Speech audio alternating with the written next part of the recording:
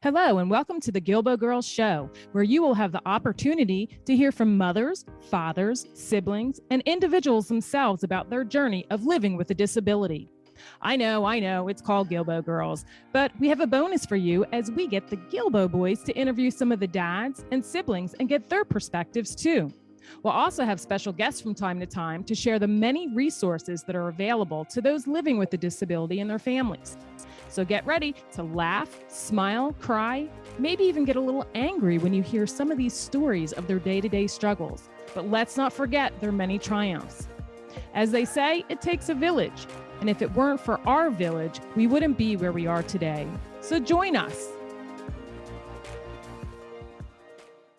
Hello, and welcome to another episode of the Guilbault Girls Show. I'm your host, Karen Guilbault, along with my husband, Jesse Guilbault. And today's guests are Malcolm and Maria Whyte, along with their daughter, Justina Matthews, from Three Blessings Disabled Adventures. Three Blessings Disabled Adventures offers fun outdoor activities for the whole family to enjoy with their disabled family member. Their goal is to serve disabled individuals affected by spinal cord injuries and amputations who require the use of a wheelchair. They believe that a disability not only happens to an individual, but the effects are felt by the whole immediate family. This is very true. While a disability might be life-changing, it does not need to stop you from doing the things that you enjoy. Getting out in God's creation is not only fun, but it's very healing as well. So first of all, thank you guys so much for being on the show. I'm very excited when I read about you guys and saw, I was like, I have to have them on the show. So welcome. Thank you for having us. Thank you. You're welcome. So let's dive in. Can you share a little bit about your backstory and what ultimately led or inspired you to start the nonprofit? So a little bit about myself. I got hurt 35 years ago. Tree fell on me, left me a T11, T12 para. So I was determined from day one that I would never work in an office, that they wanted to train me for an office. It's like, no, I'm going back out to work outside. So I've been fortunate that I've been able to work outside. I work for a construction company that I am a foreman for, electrical company. So I run a Traco every day. So, and I'm an avid hunter. So what the nonprofit came from was I was wanting to give back to the disabled community, guys like myself that are thinking that they couldn't get back out in the woods, which I wanted to be able to have an accessible hunting area to give that to them. And then my wife and Justina broadened my horizon to where we are today. So I will let one of them say something else. Yeah. So, I'm sorry. So we had to discuss the fact that since the disability happens to not just the individual, but to the whole family, that it would be nice to involve the whole family in doing something else other than hunting, because not all family members enjoy hunting. And we bike together and we kayak together, and it's like, why don't we do this and add this to it? So that's where the growth has happened. And when did you guys start the nonprofit? So we started, we got our nonprofit status in March of last year. Okay. It went very quickly. We were thinking it was going to take the 12 to 18 months, like everybody tells you. So we're like, okay, we'll take time. We'll do the paperwork. By the time that happens, we'll be ready to go. And then it happened within a month, 3 months. Wow. So I was like, oh, all right, here we go. That's awesome. Yeah. And what avenues are you using to get the word out? So we have our website, Facebook, Instagram, and then just recently started attending some of the expos. So we went to the Kennedy Krieger Expo, the Empower Expo at the Bel Air High School. We're going to Penn State's Rec Fest in August. And then my dad has become a member of the Harford County Disability Board, so working with Harford County, as well as trying to work with the Parks and Recs, focusing right now on Harford County, obviously, since that's our backyard, but want to expand once we get our footing. That's awesome. Have you guys ever thought about connecting with like the moose and the elks and those places too? We have got a donation that we went and did a presentation at the Lions Club. Great. They helped us with the donations to help with the funds to outfit the kayaks, to make 2 of our kayaks accessible. So we've worked with them so far. We haven't worked with the other ones. I'm also affiliated with the Turkey Federation, and I'm in charge of the Wheel and Sportsman program of that. So some of the hunts, we've worked together on the hunts that we've done already, where some of their volunteers come to help us with our guys. That's awesome. Yeah, we were coming up from when we lived in Earlville. We have a few friends that are involved in the Turkey Federation. So how did you guys come up with the name 3 Blessings Disabled Adventures, and what are those 3 blessings? Well, the name came up on a drive to deliver a Christmas gift to someone from our church, and I was praying to the Lord to help me figure out what we could call this. And on the lawn of in the front lawn of someone's home, had a teeny tiny sign that said 3 blessings. And I said, that is it. And then Romans 5:3-4 came to mind, where you glory in tribulation, for tribulation produces perseverance, and perseverance character, and character hope. And those are our 3 blessings. I like that. Yeah. Can you share with the listeners where you're located and what outdoor activities you currently offer? So like I said, we're in Harford County. We actually live in Jarrettsville. So we're primarily doing activities in, this immediate area, but as we grow, we want to come to you if that's a possibility, with the turkey hunts also in the Eastern Shore area. Currently we're offering, biking, kayaking, and hunting. So turkey, deep whitetail, and sika deer hunting. Our long-term goal would be able to secure a piece of property that we could do, camping as well. That would be awesome. So because I know on your website, I looked at some of the specific wheelchairs, the motorized ones, or what are those called? What are those all about? Because I saw you on there when you were trying them out. I was like, that's awesome. So we have a track chair that is basically just a remote control regular chair that's got tracks on it, so it makes it easier to get out around in the woods. We also have what's called a not a wheelchair, and it's made by Utah Trike, so it's battery operated.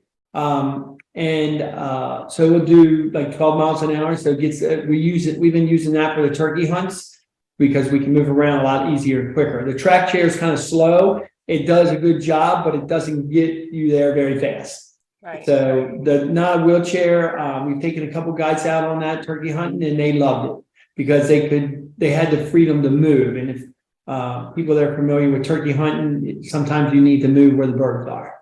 Yeah. So Those are we saw them at the outdoor sports show a while back when we had Faith up there, and I was like, hey Karen, check those things out. They're pretty cool. Now, how many do you have, and are you trying to fundraise to get more of those? So we presently have, I personally bought one for myself, and then the nonprofit has got one. So we have 2 for people to use. We have 1 track chair that is mine. So and yes, we are trying to raise more money to get more equipment, because right now we could only take 2 guys out hunting in the chair. So we want to do more. I do have something lined up with someone with the Turkey Federation in Frederick to do a goose hunt, which is going to be 6 disabled guys. So we need more vehicles to get them out in the woods. If not, we're going to be making trips back and forth and transferring people. So yes. And what about kayaks? How do you have to adapt them for certain individuals, and if you do, how do you adapt them? Yes, we do have to adapt the kayaks. We currently have a C6, C7 quadriplegic coming to kayak with us next month. The kayak had to be adapted with a seat that will hold a quadriplegic. We also have outriggers on and an oar that, and it's called an angle oar, so that it can be used. It can be used one-handed if you have only one arm. So it's quite expensive. So again, more things to adapt. We were only able to adapt that one completely for her. We do have another one that's partially adapted, which would be good for someone who's a T11, T12 like my husband, or even someone a little bit higher. They could handle using the other kayak that we have, because we do have the angle oars and we do have the outriggers for that one. So Yeah. And then what about bikes? So you go on, what kind of bikes do you use? So the hand cycles that we're using are they're top end forces. So it's more of an upright sitting that with your legs straight out in front of you. So we have 3 of those presently. And Kenny Krieger, not Kenny Krieger. no, Yeah, Kenny Krieger reached out to us about, they have some bikes that we got to iron out the details that we may be getting from them to add to our group. So I'm going to try to, I'm a peer mentor. I just got signed up with the Christopher Reeves Foundation to be a peer mentor, but I really would like to help be with the kids that are wanting to race with their bikes, because I've done 27 marathons. So I'd like to be like a mentor to those kids, and help them, achieve finishing a marathon, because it's not an easy task pedaling it by your hands. Yeah. Absolutely. So Yeah, we actually just took out our first gentleman today with the biking. So, and he came with his wife and 3 girls. Yeah. yeah. So the whole family they rode their regular bikes, and he used one of ours, and I asked him if he wanted to ride farther, but after 5 miles, he says, I'm done. Yeah. So I don't know if you know our backstory. So our daughter has cerebral palsy, and she goes to the Maryland School for the Blind, but she played sled hockey for 3 years. So we had 10.5 acres out in Earlville for like 11, 12 years. And so we weren't on the Kennedy Krieger Bennett Blazers. We actually played it at UD for the sled snipers. And most all of the kiddos all had bikes, and most of them had the hand cycles. So every time we did a lot of 5Ks in Delaware, and we ended up meeting one that he did the marathon in, I guess there was a marathon somewhere in New York, but they just go, let me tell you. And all the kids that are on there, they have, either spina bifida, cerebral palsy, cancer, really a number of different ways that they were disabled. But yeah, I think it's cool. I just think it's awesome what you guys are doing, for sure. The main thing is the cost. The cost for anybody to buy one. I mean, a hand cycle starts at $5,000, and that's not even really a good one. Right. I mean, so the not a wheelchair was $7,000, and to fit a kayak, we're looking at $1,800 to $2,000. So that's for an individual just to go out and buy the equipment and not use it all the time, it's expensive. Yes, absolutely. Absolutely. So can you share some of your adventures and how it has impacted those families? So I can give you a story. The last guy I just took turkey hunting. He has been in a chair for 2 years, and he turkey hunted a lot before he got hurt. So he hadn't been in the woods. And so I took him out to my paintball field, and he said that I told him that we were going to put him underneath where they roosted, and the birds, and he did, so when they gobbled, he called, they answered that morning right away. And he was shocked that he was that close. We were 30 yards from the bird. And they finally, after an hour and a half, the birds flew out of the tree, almost flew on top of us. And then a hen bird jumped out of the tree. But he had so much fun, even though he didn't get a chance to shoot at the gobbler because they ran off on us. He told me that if I don't hear another bird the rest of the day, this has made my day. This is the best hunt I've ever had. So another gentleman we took deer hunting, his name was Dan. He hadn't been in the woods in 25 years, and he was successful. So, and he's in a remote control chair. So what we did with him is that chair weighs 500 pounds. we took a little black trailer and we rolled him up in the back of the trailer and we hooked him up to the John Deere tractor and we pulled him out in the woods in the tractor and laid down some plywood and got him out situated. So, they're pretty excited. They want to come back and do hunts again with us. So it's showing these guys that, hey, you can get out there. It's just going to take effort. It takes a team of people to get this to happen. Yeah. You can't do it by yourself. Yeah. So. And this is no cost to them. So this is, no one has to pay any money to do any of this stuff. Exactly. Yeah. And can you share what kind of donations you need? And well, we pretty much talked about that, what the funding will go towards purchasing. How would one contact you guys to donate? Or do you guys, or even volunteering? What about your volunteering opportunities? What kind do you have and how would they contact you? So to donate, you can go to our website, we have a donate button there, through PayPal. You can also send a check if you wanted to. And then in terms of contact, again, we're available through our website. Like I said, we have the Instagram and social media, our Facebook, and volunteer opportunities. Really right now, since we are new, we're just starting out, getting our footing and getting our name out there. And, so right now I feel like the best volunteers that we need is to spread the word. So that's what I would say. Would you agree? Yeah, I agree. Yes.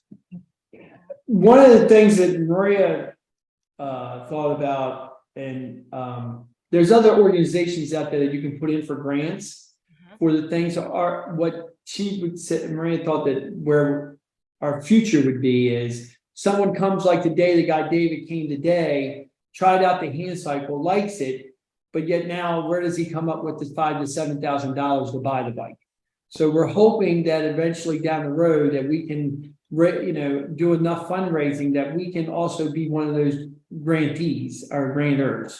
So we can, they can put in a grant for us and we can help offset some of the costs for the adaptive equipment for them. Right. So that would be down the road. That's like a long-term goal. So we have friends in Delaware. They actually, after 11 years, just closed their shop, just closed the doors. But it was Preston's March for Energy. And that's what they did. They did all fundraising for adaptive bikes. And I can't tell you how many hundreds of thousands of bikes that they went all over and delivered to kids. I should be able to hook you up with them. They could probably give you some pointers too, as well, on how they did all that. Great. He belongs to the Moose, and we belong to the Elks. They do a lot for the community.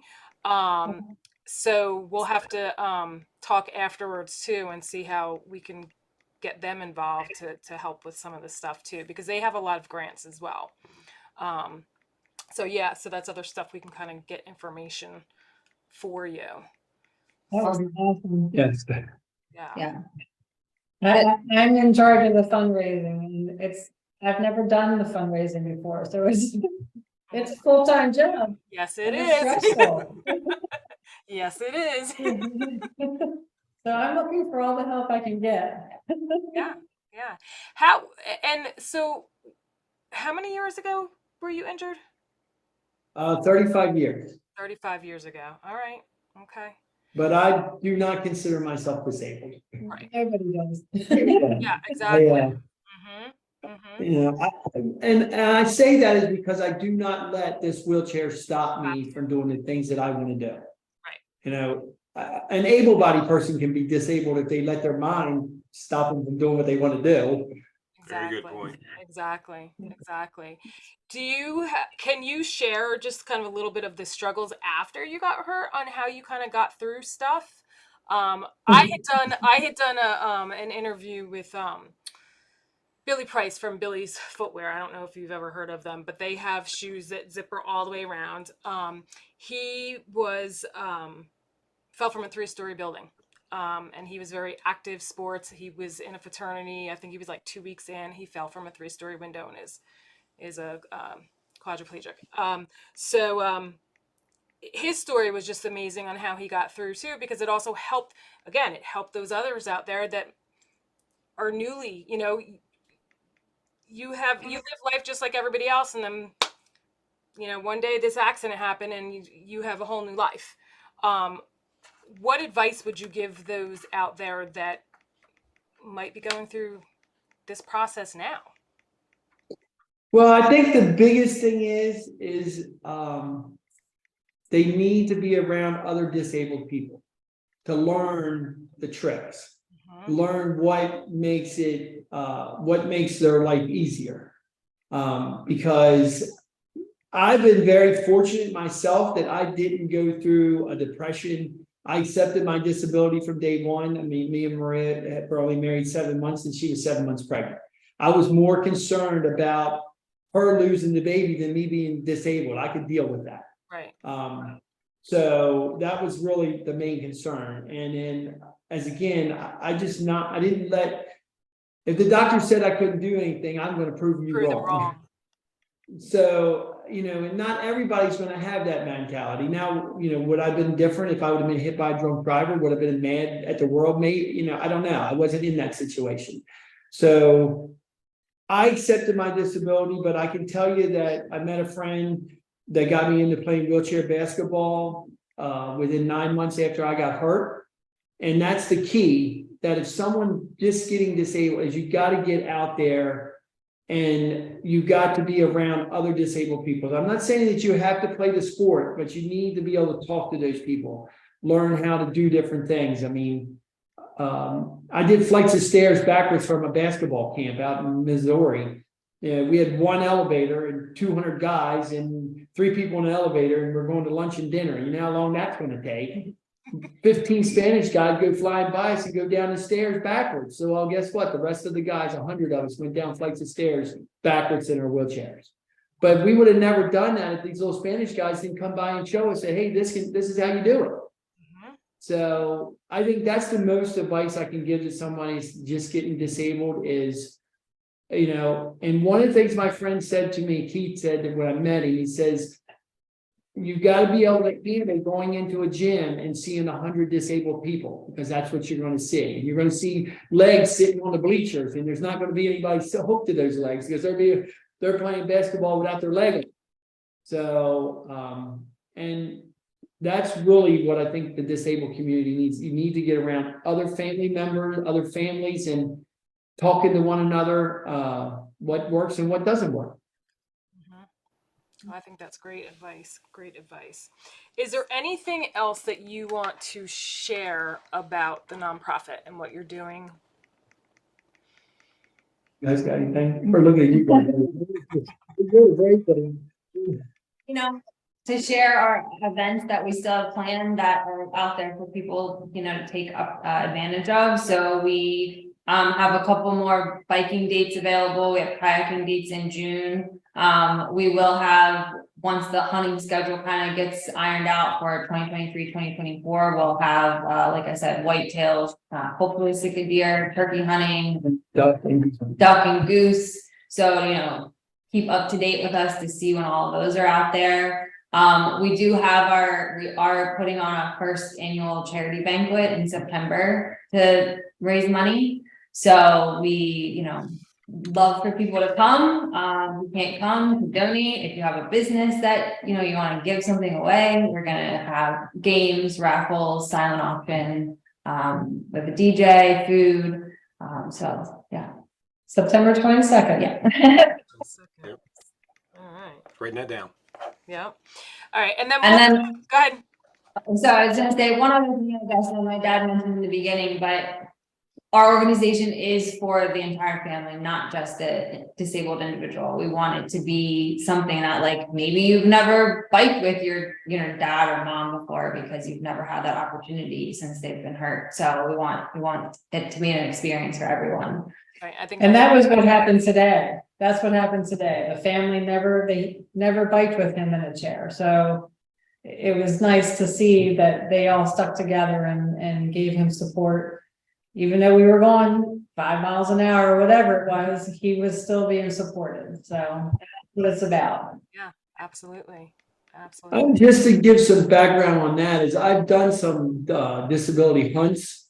Got to go to Wyoming. I've been to Texas turkey hunting, and it's just about the individual that's disabled. And, you know, most people have a friend that like the hunting thing, you go hunting with a buddy, you go hunting with a friend. So we want to include them, that friend or son or, the daughter to come along and go hunting with the disabled so that they experience it together.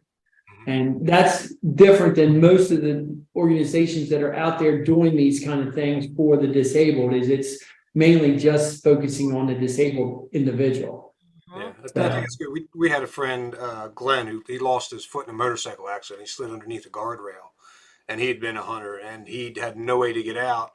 And we took him out on our farm we had in Earlville at the time, and I would get him out there because it was a short enough distance to get him out there and get him. And I had built a box blind and everything. But outside of someone doing that personally with a friend or something like that, this is a much needed piece for the community out there to be able to do that with friends and go to different places and have people help you out. And I applaud what you're doing. Yeah, absolutely. Well, I told my brother's not even a hunter, but he's always come and tracked my deer, helped me in the woods, me and my dad. And this past hunting season, when we took the guys out hunting a couple times, I looked at my brother because we own the property. We've owned it for 40 years. It's like, why did we not do this earlier? I got more enjoyment out of taking those guys out deer hunting and turkey hunting than myself. Just to see their reaction, that, hey, I actually got out here today. And really a lot of it has to do with fear. I mean, they're in a chair. I mean, the fear of, what's going to happen if I get stuck in the mud? I mean, I personally have crawled out of the woods. It's taken me 45 minutes to an hour because I was riding a four-wheeler and all I had was crutches, and then my crutches got stuck in the mud and the tips came off. So then I barrel rolled out of the woods to my wheelchair. Wow.